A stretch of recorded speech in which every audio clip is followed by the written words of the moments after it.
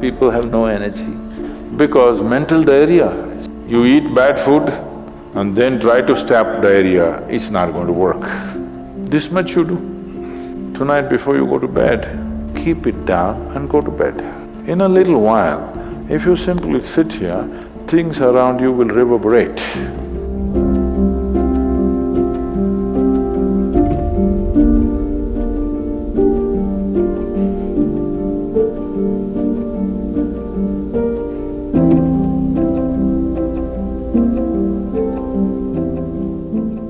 Is it possible to do it without using specific mudras, whatever? Yes. These are all small help, little assistance. You don't see a Shiva or a Krishna holding mudra and sitting like this, simply intense. Nor will you ever see me sitting like this. No, you will not see me practicing Shambhavi or this or that. If I just close my eyes for 20 seconds, I'm done. I'm ready for the day. So, this is all good help. But is it the only way to do it? No. You can simply sit. If you learn to simply sit, you'll become tremendously intense. Right now, your energy is simply expended by doing unnecessary, endless activity. When you have so much mental diarrhea, how can you have energy? Suppose you have diarrhea, do you see how weak you feel? Yes or no? Right now this mental diarrhea, that's why people have no energy. They want to just eat and sleep all the time, because mental diarrhea, it's very exhausting. If you have physical diarrhea, you know how exhausting it is. Yes? This is also equally exhausting.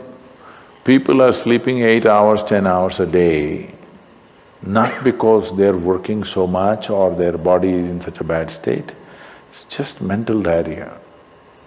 If you stop the mental diarrhea, there's enough energy to make this very, very intense.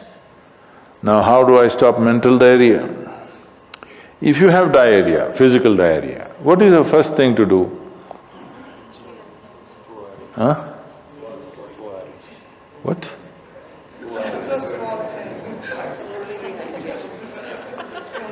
Yes, run to the toilet, I know that.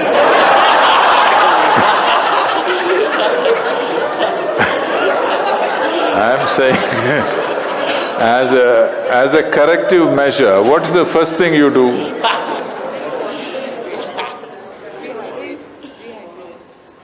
No, as a corrective measure, what is the first thing you do? First thing is stop eating, right? Yes or no? But diarrhea means in some way we've eaten something that the body doesn't want. It's trying to throw it out. Yes? You've taken something inside which the body doesn't like, it wants to throw it out. First thing is, stay away from food for some time. You eat bad food and then try to stop diarrhea, it's not going to work. So similarly, bad food for the mind is just this. You have gotten identified with things that you are not. The moment you get identified with things that you are not, mental diarrhea is inevitable. It's bad food for the mind. Now it will run endlessly, do what you want.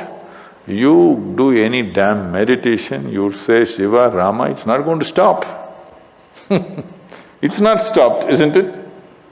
Because bad food is being eaten every day, you're getting identified with more and more things and you want to stop your mind, you do whatever kind of circus, it is not going to stop. If you disidentify with everything, if you understand what is you and what is not you, If you keep a little distance from that, mind will become still. If you want, you can use it, otherwise you can keep it. Now my hand is there, if I want I can move it, otherwise I can keep it. This is a useful hand. Suppose it starts jumping like this. You clearly know there is some kind of an ailment, isn't it? Yes or no? So if hand is jumping, you know it's an ailment. If mind is jumping, is it an ailment or no? The ailment has come because continuous wrong diet. You tell your mind that I am this, I am this, I am that, I am that. It's having diarrhea. You stop giving it wrong food. If you clearly see even if you do not know what is me, at least you know what is not me, isn't it? This much you do. Tonight before you go to bed, sit on your bed and sit down and discount everything that is not you. This house in which you're living, is this me? No. This loving parent or mother, father, wife or husband or child, they're wonderful, but is this me? No. Now these nice clothes I'm wearing, is this me? No. Now my body, I like it, but is this me? No. Now I'm having so many thoughts, is this me? No. Now I'm having wonderful emotions, is this me? No. Like this, everything that's not you, before you sleep, keep it down and go to bed. Tomorrow morning, you will wake up considerably more intense than today. Every day you do it. In a little while, if you simply sit here, things around you will reverberate. Really. I was a couple of years ago, I was in America and this is a very typically American question. This lady comes up to me and she was very angry. I've been doing this yoga for last 35 years, nothing happened. But you went and just sat on a rock and things happened to you. This is not fair. Where is that damn rock?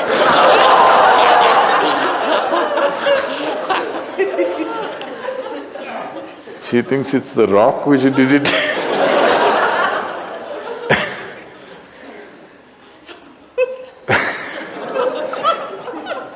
The only sadhana that I did in my life is, right from my very early age, though I was very actively involved with everybody around me, I never identified myself with my parents or my siblings or my endless number of friends or the society or the religion or the country or anything around me. Never identified. Not that I was not involved, I was very involved, very active. Even today I'm very active and involved, but not identified. If you don't identify with anything, there is enough energy in this to become intense. See, I want you to understand, your life energy right now in this body, how many things it's doing here as you're sitting here? Hello, do you know the complexity of activity it is doing?